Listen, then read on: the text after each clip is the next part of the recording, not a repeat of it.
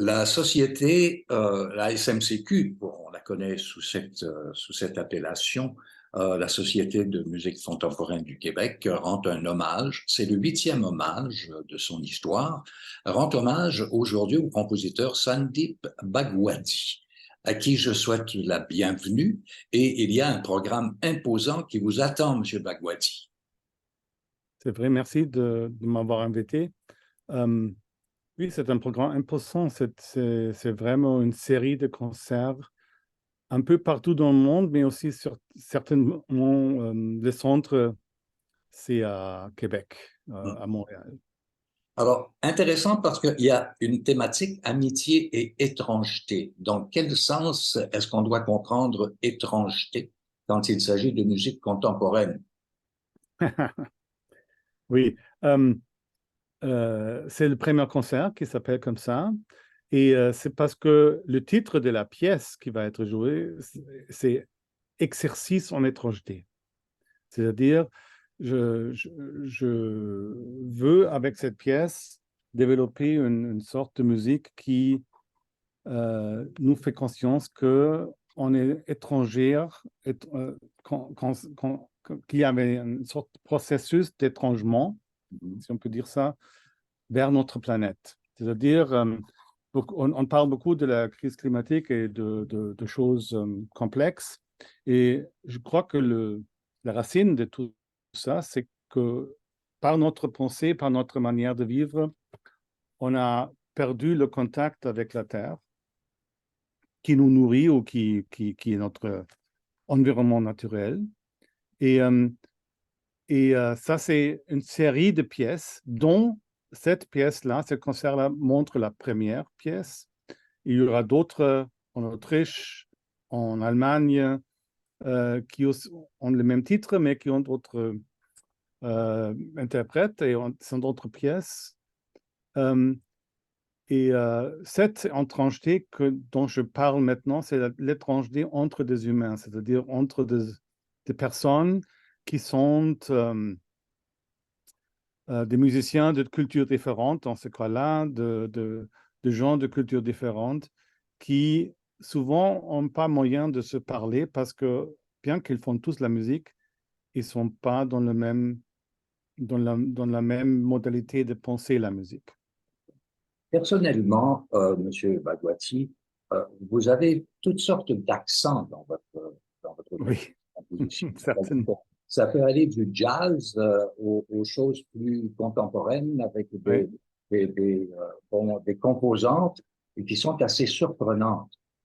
Et j'aimerais qu'on se serve peut-être de l'exemple des deux images des deux personnes que nous allons voir à l'écran en ce moment, c'est-à-dire Elinor Frey, qui est lauréate d'un prix Opus en 2021, qui est également lauréate d'un Juno en 2023, et elle est jumelée d'une certaine façon avec Gabriel Darmou, qui lui s'intéresse plutôt au texte, qui s'intéresse plutôt à la, comment dire, au côté littéraire de cette espèce d'utilisation de la voix. Pourriez-vous élaborer un petit peu là-dessus? Oui, ce sont les deux musiciens de Montréal qui font partie de ce spectacle ou de cette pièce du dimanche prochain. Elinor, c'est une musicienne avec une grande pratique dans la musique ancienne, c'est-à-dire baroque et avant. Elle joue des instruments aussi de cette époque. Et le violoncelle, la viola da gamba et d'autres instruments de cette famille. Et c'est une amie depuis longtemps parce que j'aime la musique baroque et on a souvent travaillé ensemble déjà dans le choses expérimentales. Gabriel Damour aussi, c'est un artiste assez divers, euh, compositeur, chanteur, écrivain. euh, Et il est performeur aussi, hein, à sa pardon, façon. Performeur aussi, à sa façon. performeur aussi, oui, il fait aussi des performances en drag. Mhm. Euh, et il était aussi, pendant des années, mon étudiant au doctorat, c'est-à-dire il a étudié avec moi. Euh, Et tous deux sont des artistes de grande renommée ici. Et je le confronte avec trois artistes de grande renommée d'ailleurs, qui viennent d'ailleurs, c'est-à-dire deux musiciens de Vietnam et un musicien de Suède qui font un ensemble qui s'appelle Six Tones. Et les Six Tones sont les six tonalités de la langue vietnamienne. Et c'est un ensemble de musique expérimentale vietnamienne. Et les deux ensembles maintenant, les deux groupes de musiciens, se trouvent sur un plateau et font ces exercices en étrangeté ensemble. C'est-à-dire, présentement, on est dans des répétitions, on développe la pièce d'après un poème que j'ai écrit, qui aussi, le poème, c'est en quelque sorte aussi l'instruction musicale. Et on développe les partitions, le comportement, les improvisations qui mènent les deux groupes ensemble, mais aussi qui montrent un peu la différence entre ces deux manières de penser la musique. Et pour un visiteur, c'est vraiment un voyage à travers différentes sensibilités. C'est-à-dire, on a une émission de radio, on a courte, on a de vidéos, on a aussi de jeux de musiciens qui peut paraître un peu comme une comédie théâtrale. Et naturellement, les musiques qui sont développées à partir des chansons vietnamiennes, des chansons occidentales, populaires, mais aussi un choral de Bach. Et ce sont tous des sources qui nous nourrissent. Et on développe avec tous ces matériaux, on développe une musique inattendue et nouvelle d'une certaine manière qui fait un pont entre toutes ces diverses influences. Tout est axé sur, naturellement, l'étrangeté entre des humains, c'est-à-dire ça va du moment où on parle de quelqu'un qui est absent jusqu'au moment où on tue quelqu'un parce qu'on ne peut pas le supporter. Ça va de l'étrangeté d'être dans une situation où on n'a pas de repère et jusqu'à la situation où on est un peu cruel parce qu'on écoute rien, c'est-à-dire on s'occupe avec ses propres choses et il y a un monde autour qu'on ne perçoit pas.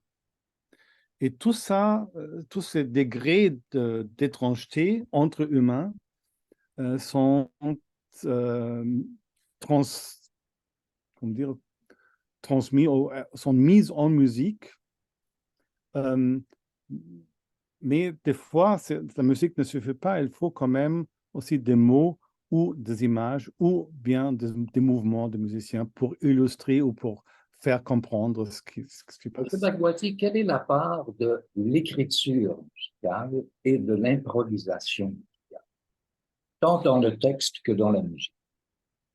Le texte est écrit, la musique est écrite, oui, mais écrite de manière complexe. C'est-à-dire, il y a des bribes de composition que je fais. Je composais beaucoup de mélodies, beaucoup de rythmes, mais la manière dont le musicien se sert de ces bribes de musique sera improvisée à une certaine manière. Je n'appelle ça pas improvisation, mais comprovisation, parce que on arrive à une certaine... On va arriver, on n'est pas encore là, mais on va arriver à une dramaturgie de la soirée comme dans une pièce de théâtre où aussi le mouvement des acteurs n'est pas scripté dans le texte, mais quand même une mise en scène est une chose qui est assez figée, c'est-à-dire c'est une mise en scène qui va, une soirée va rassembler beaucoup à une autre. Ce n'est pas une improvisation libre.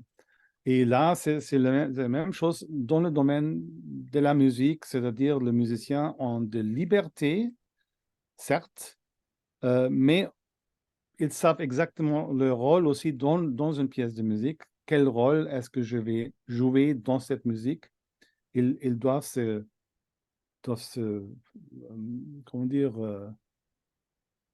ils doivent assumer, s'approprier de ce rôle pour faire une musique qui va avec la musique des autres. Alors, si on parle de théâtre, on parle d'une courbe dramatique. Généralement, on raconte une histoire, c'est-à-dire il y a un début, il y a un milieu et il y a une fin. Est-ce que vous respectez cette courbe dramatique? Oui, c'est-à-dire il n'y a pas d'histoire, il n'y a pas de narratif, il n'y a pas de personnage. C'est une pièce de théâtre abstraite, théâtre musical, c'est-à-dire la musique et les musiques sont les personnages dans le théâtre, dans cette pièce de théâtre. Et c'est comme le théâtre post-dramatique un peu, c'est-à-dire ce sont des impressions, de conflits de pouvoir, de conflits d'énergie qui deviennent apparents à travers la musique et aussi à travers les positions, par exemple. Les musiciens vont se positionner différemment dans chaque pièce, dans chaque section de cette soirée. Et ils portent peut-être des vêtements un peu différents que des vêtements normaux de concert. C'est inventé, quoi. Oui, ils sont des vêtements inventés. Alors, c'est vraiment une... Et on a toujours le narratif principal, c'est l'étrangeté entre le Vietnam, la musique du Vietnam et la musique d'ici. Mais comment peut-on raconter ça? On peut pas on peut raconter, on peut montrer la différence, on peut montrer l'étrangeté, et on peut le faire sensible c'est-à-dire, il y a des passages où le public peut-être sentira cet sentiment d'étrangeté vers les choses qui se passent sur scène, parce que il semble que les gens se comprennent très bien sur scène, mais on ne sait peut-être pas exactement de quoi il s'agit. Ah, Et c'est comme si on a on rentre dans un bâtiment, il y a un groupe de gens qui se parlent dans une langue étrangère. On a l'impression que c'est pas totalement idiote c'est quelque chose d'important pour ce gens-là, mais on ne comprend rien. Et alors, ce Sandeep, sentiment, peut-être, ça peut arriver aussi dans cette pièce. oui, Sandeep, je rappelle que ce premier concert de cette série Hommage aura lieu dimanche à Pierre-Mercure, à la salle Pierre-Mercure, dimanche le 24 septembre, à compter de 15 heures, au centre Pierre-Pellado. Alors que c'est une aventure musicale traditionnelle. Et est-ce que vous allez poursuivre la série d'hommages, parce qu'il y a plusieurs spectacles qui sont prévus, dans le même esprit? Bon, chaque pièce, chaque concert est différent, naturellement, mais j'ai une grande œuvre de pièces. C'est pour ça que si on est un compositeur hommagé, on a une œuvre de plusieurs années de composition. Et je suis très content qu'il y aura des œuvres qui n'étaient jamais été jouées au Québec, au Canada. Donc des créations. Non, ce sont des œuvres de jeunesse qui ont été beaucoup jouées en Europe, parce que Ouais. ma première carrière est en Europe. Mais quand je suis arrivé ici, on a oublié. Moi, je les ai oubliés. Et maintenant, ils sont ressuscités, joués par de jeunes musiciens.